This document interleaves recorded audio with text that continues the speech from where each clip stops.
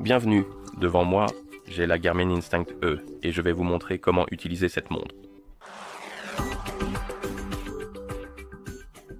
Commençons par comment naviguer dans le système. Cette montre se navigue essentiellement à l'aide des boutons. Et nous pouvons le faire de plusieurs manières. En gros, nous avons plusieurs options ou actions que nous pouvons effectuer avec les boutons. Avec le bouton de contrôle, nous pouvons allumer l'écran. Je ne sais pas si vous pouvez le voir, mais il y a un rétroéclairage et vous pouvez l'allumer. Ou si vous appuyez et maintenez, vous pouvez ouvrir le menu des contrôles. Et si vous voulez naviguer, dans les menus de votre montre, vous pouvez utiliser les boutons haut et bas pour faire défiler la liste des options. Et dans le menu des contrôles, vous avez différents raccourcis, comme l'économie de batterie, le mode ne pas déranger et des choses comme ça. Pour revenir dans les menus, vous pouvez appuyer sur le bouton retour, comme ça. Si vous voulez ouvrir le menu principal, les paramètres et des choses comme ça, appuyez et maintenez le menu haut pour ouvrir le menu principal.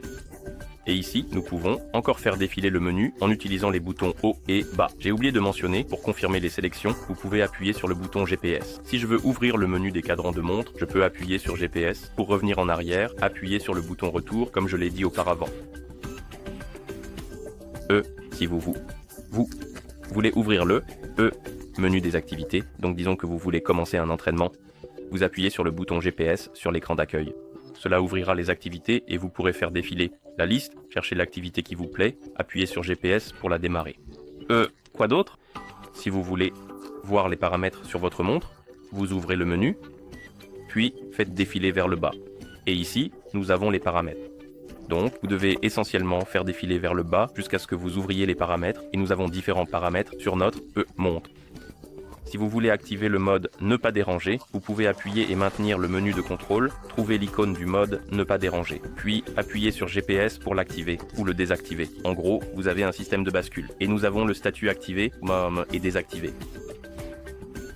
Pour changer le cadran de notre montre, appuyez et maintenez le bouton haut, vous verrez le menu. Il devrait y avoir une option de cadran de montre. Elle devrait être sélectionnée par défaut. Appuyez sur GPS. Faites défiler la liste des cadrans de montre, trouvez le cadran qui vous plaît, appuyez sur GPS, sélectionnez Appliquer et le cadran de la montre sera changé.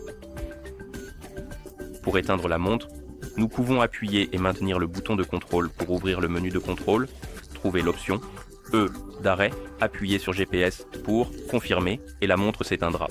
Et pour l'allumer, vous appuyez et maintenez le bouton de contrôle. Contrôle, lumière, pour l'allumer.